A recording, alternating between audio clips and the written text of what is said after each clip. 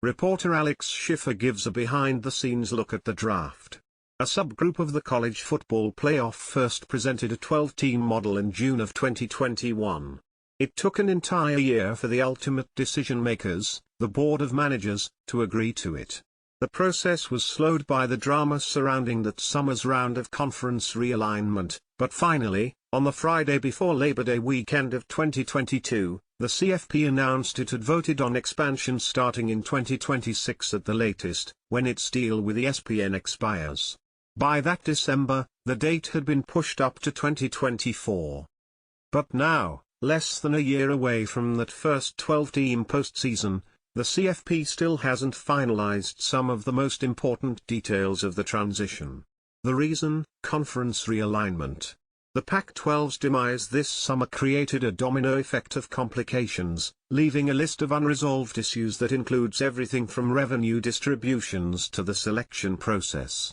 "We're cutting that list," says the CFP's executive director, Bill Hancock, who will soon hand over the reins to Lieutenant General Richard Clark.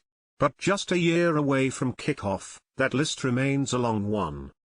Before the Pac-12 collapsed, the CFP had agreed upon a basic 6+6 qualification structure, wherein a half-dozen conference champions would receive automatic bids and at-large teams would fill the other spots.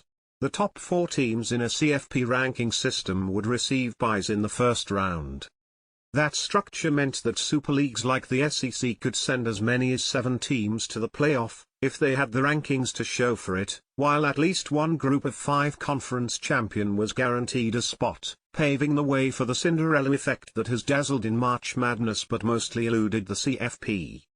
Going forward, however, there may only be 4 power leagues.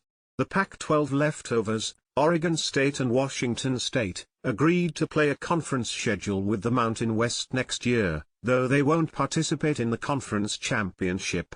It seems inconceivable that the new Pac-2 would get its own CFP slot, and commissioners have already suggested declining an automatic bid for any league without 8 members.